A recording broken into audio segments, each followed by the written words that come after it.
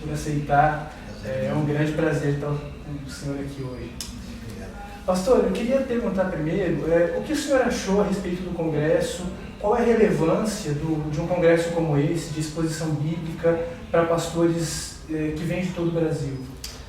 Eu acho extremamente valioso e importante, porque nós temos uma certa crise no ministério hoje, em que, por um lado, nós somos reféns, às vezes, de uma tradição engessada, e, ao mesmo tempo, existe busca de novos caminhos, cujo foco, assim, é muito, às vezes, meramente pragmático. O pessoal quer ver a igreja encher e ter movimento, mas isso não tem substância.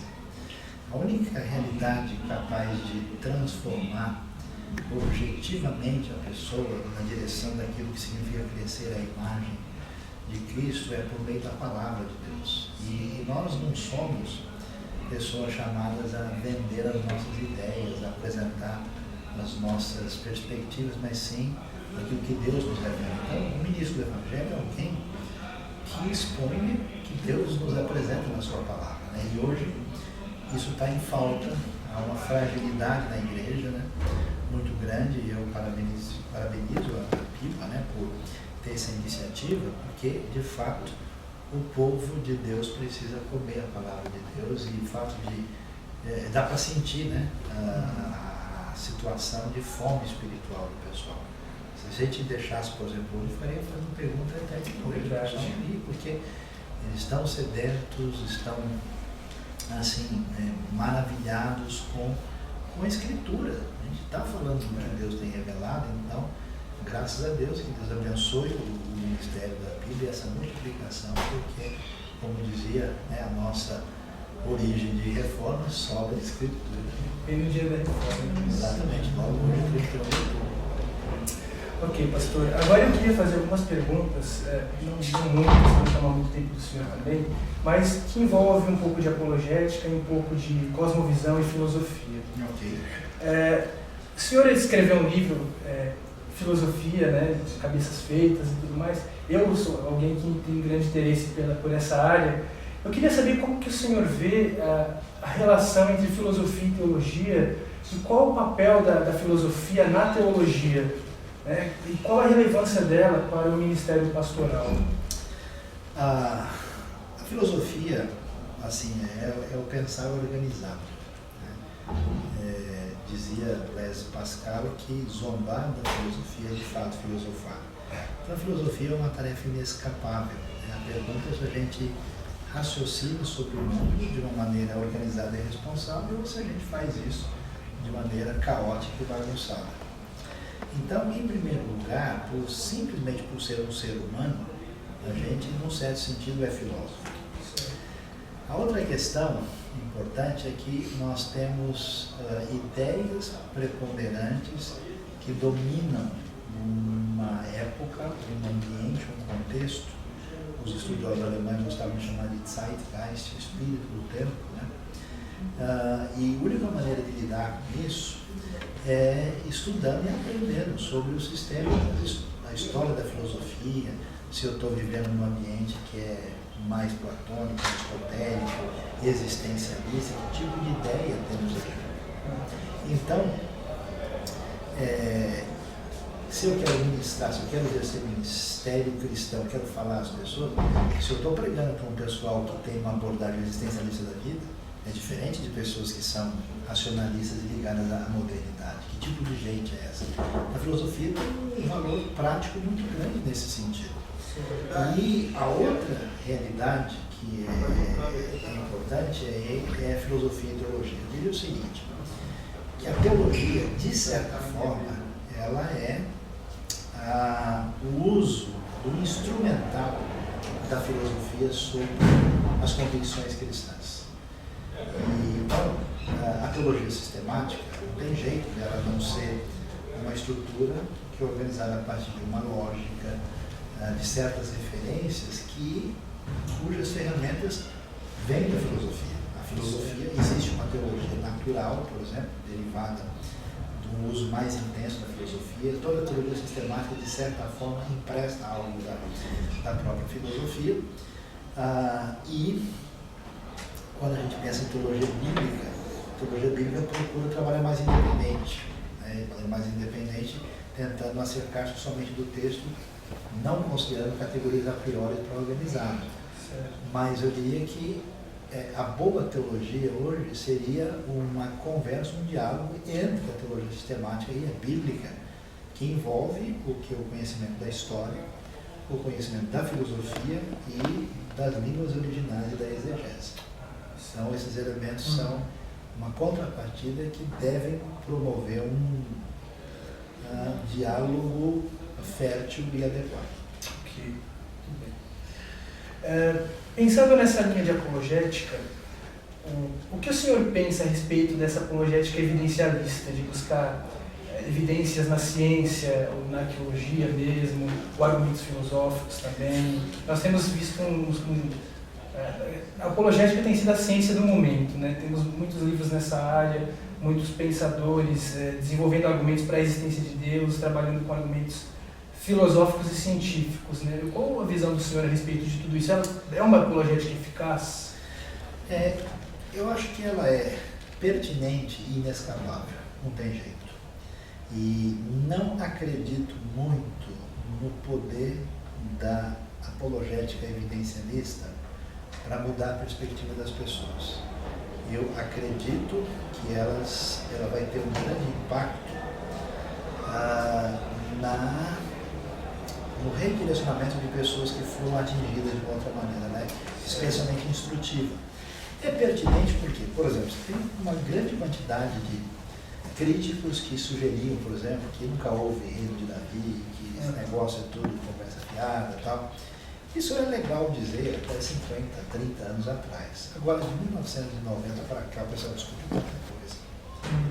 Que hoje é assim, peraí, na época de Davi havia condições sim de ter, inclusive esse ano já um palácio gigante perto de Jerusalém, que é da época, né, em Rebequiafa. Então, isso evidencia.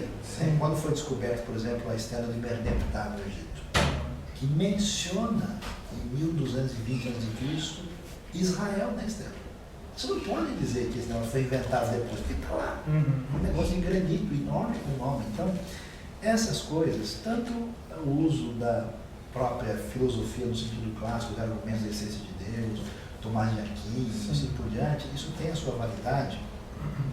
E também do ponto de vista científico e igualmente também, vamos dizer, arqueológico e histórico. Só que a gente tem que entender algumas coisas que eu acho que é importante. Primeiro, assim, que isso tem o seu limite. Isso pode provar que uma coisa aconteceu, mas não prova que Deus fez uma coisa no coração da pessoa. Então, a apologética evidencialista, às vezes, ela quer dizer que ela responde todas as perguntas quando a coisa não é assim. E o segundo problema é quanto mais moderna e racional for uma sociedade, mais suscetível ao argumento da apologética evidencialista ela vai ser.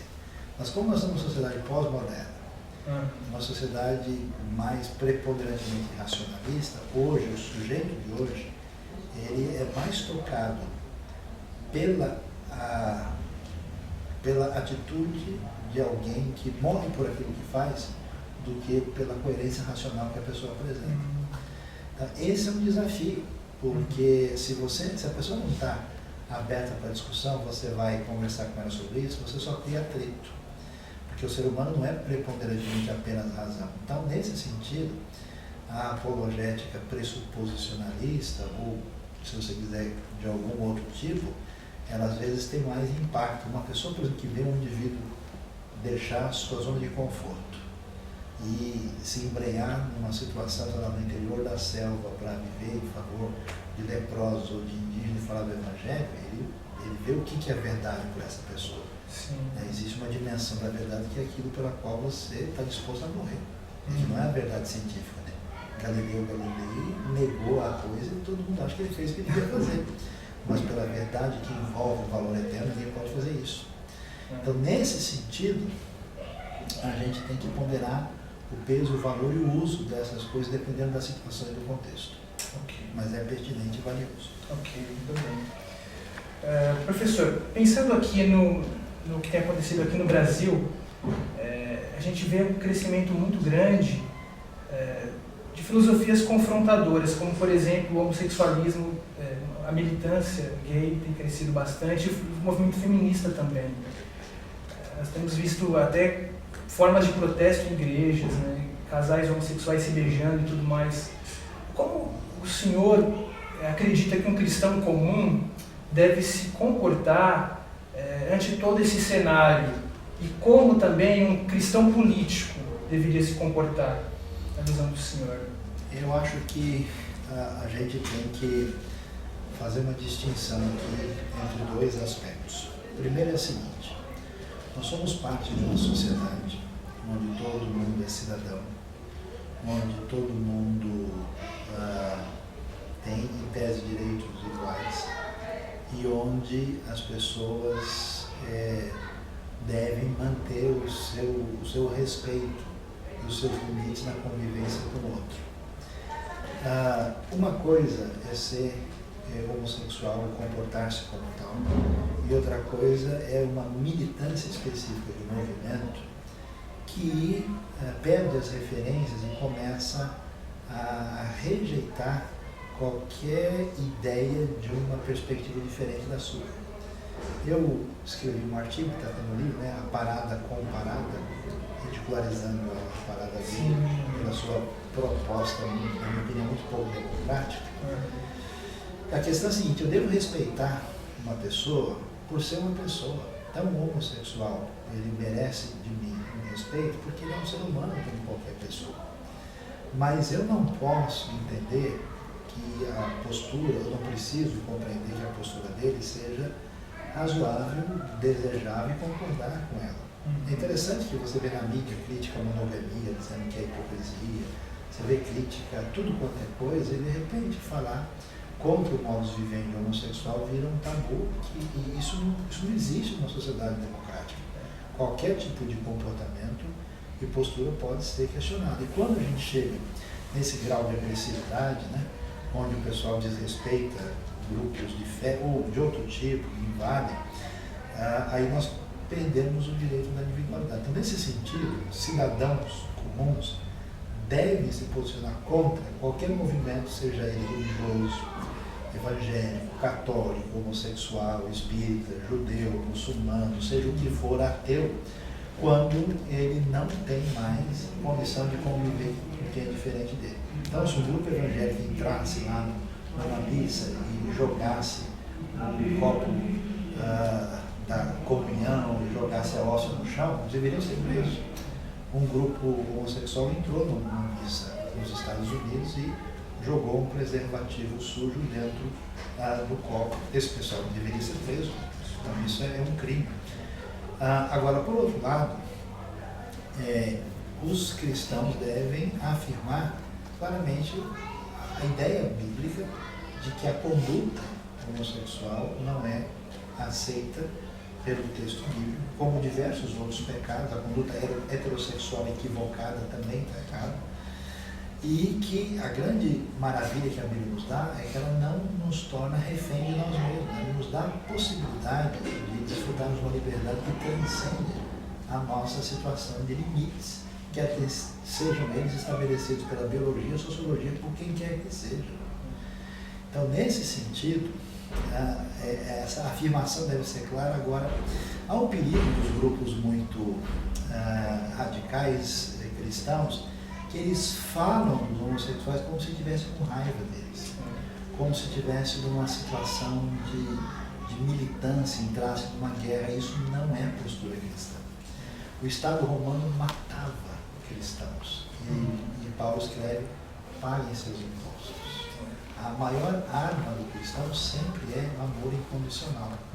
A única coisa que pode impactar qualquer pessoa, homossexual, heterossexual, com qualquer tipo de vida pecaminosa, é a ideia grandiosa e extraordinária que, apesar dos nossos pecados, Deus nos ama, nos perdoa e nos traz de volta a Ele. Então, a igreja precisa, ao mesmo tempo, ser firme.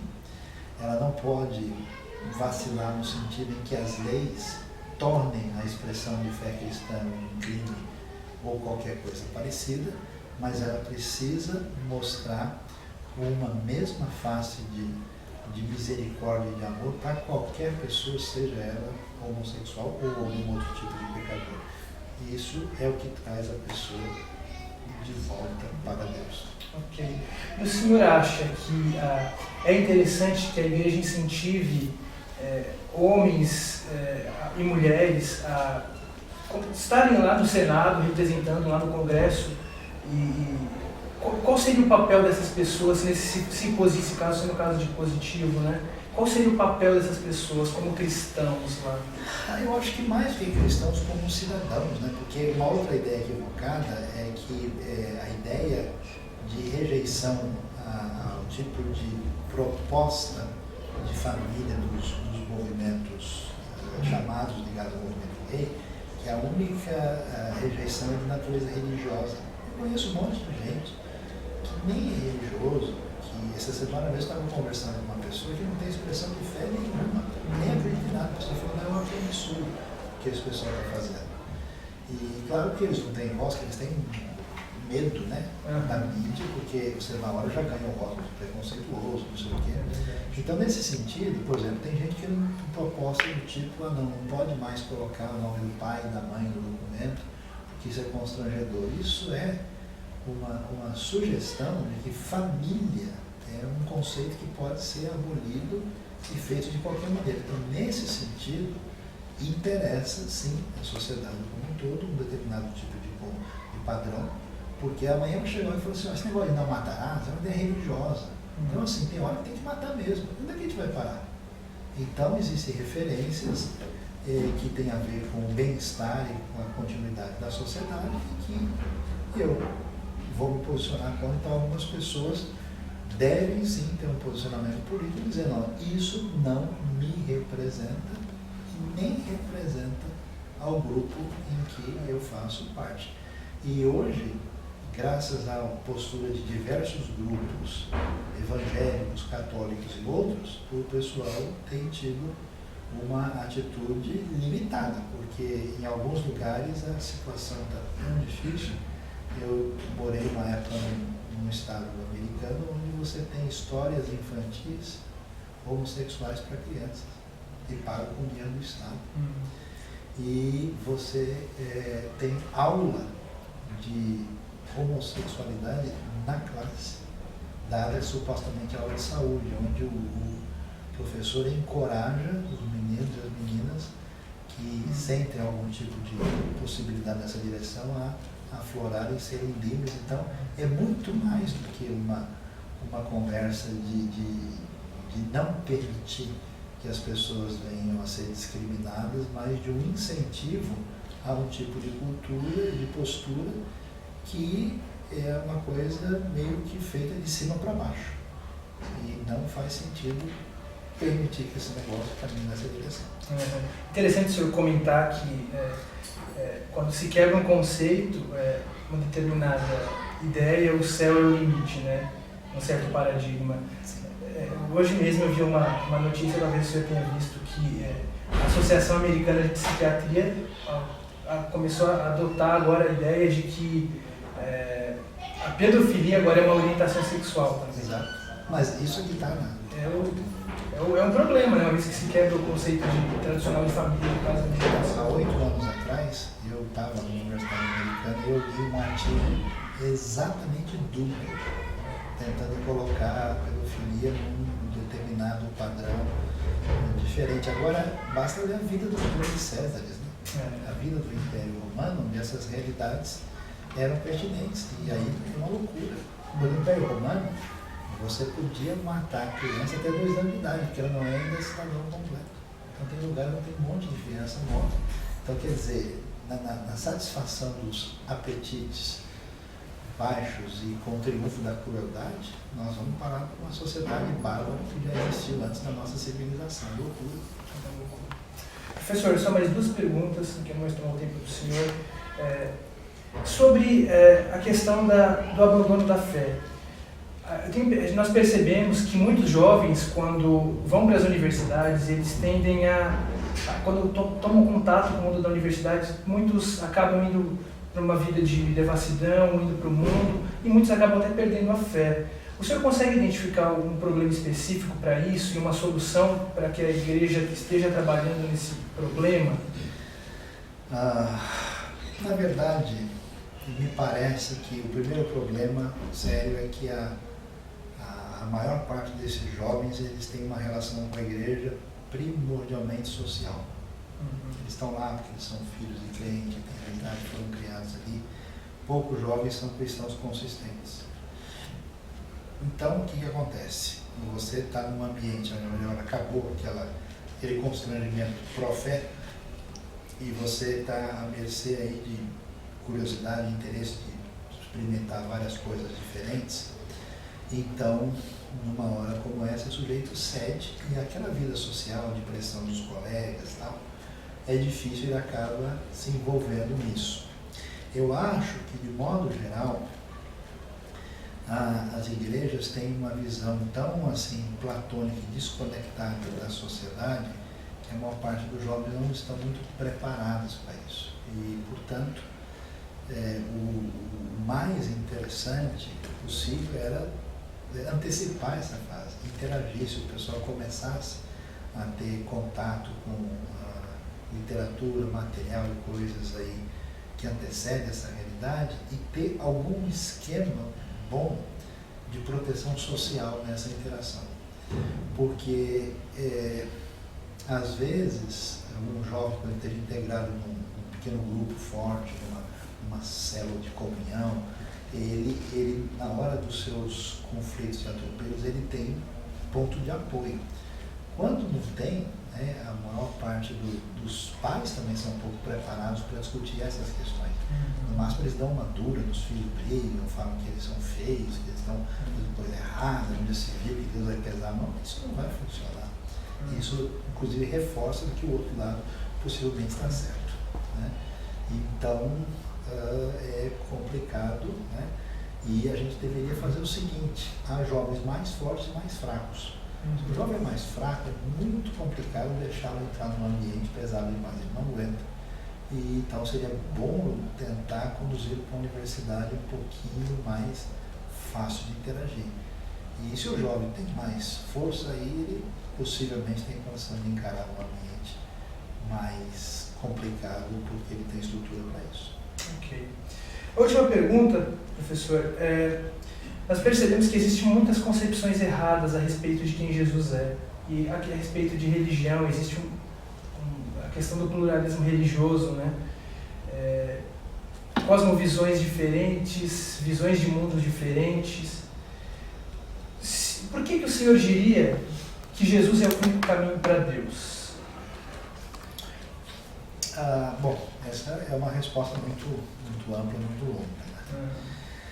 Mas a gente pode dizer o seguinte: em primeiro lugar, quando a gente discute a questão sobre verdade, a verdade ela tem um campo muito amplo.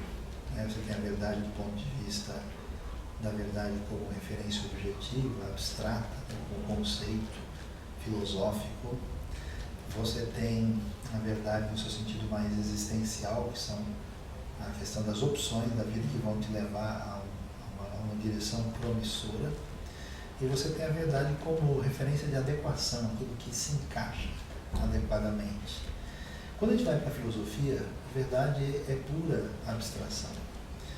Quando a gente vai para os diversos caminhos, vamos dizer, não filosóficos, da experiência, ou mesmo da experiência religiosa, de outros elementos, ela adquire contornos fluidos e variados. E quando a gente olha tudo aquilo que a história humana apresenta, não há nenhuma pessoa mais impressionante do que Jesus. Por quê? Porque Jesus surge num ambiente extremamente limitado em relação à civilização na época.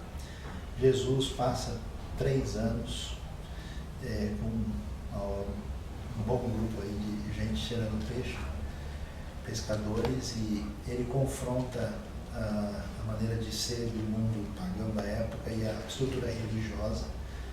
E Jesus é a pessoa que mais influenciou a história humana. Então, como é que pode um indivíduo tão inexpressivo fazer tanta diferença? Por que é que ele é tão controvertido? Por que que o pessoal fica tão bravo quando se fala nele, muito mais do que dos outros? E por que que ele é tão fascinante? Qual é a razão disso? Quando a gente se depara com esse fenômeno incrível, vale a pena se aproximar das evidências diante do que a gente tem. Evidências que envolvem vidas modificadas de pessoas por causa desse contato de fé. Evidências que envolvem uma transformação da história da civilização ocidental. Evidências que envolvem referências que são trazidas para nós. Você pega vários grupos religiosos, eles não têm interface com a ciência e com a filosofia. O cristianismo tem. E, aliás, diz, ó, se você achar o corpo dele, acabou com tudo. Então, quer dizer, é muita coisa. Então, isso, no mínimo, gera algum tipo de curiosidade, expectativa, que, ao interagir com a fé cristã, a gente vai ter diversas faixas de interação, verdadeiro arco-íris, que vão desde a evidência científica até a transformação social, até o impacto na história da filosofia e do pensamento, da civilização e a dimensão da fé, e a coisa mais impressionante que jamais alguém ouviu falar, que chama graça de Deus, amor incondicional.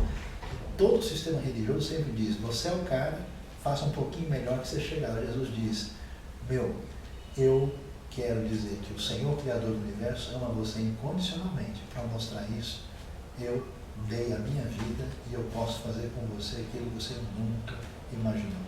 A proposta é impressionante demais. No mínimo, vale a pena dar uma olhada nisso. Amém. Ok. Muito obrigado, professor Sayão. Foi uma grande honra conversar com o senhor. Muito obrigado por aceitar o convite. Que Deus abençoe. Obrigado.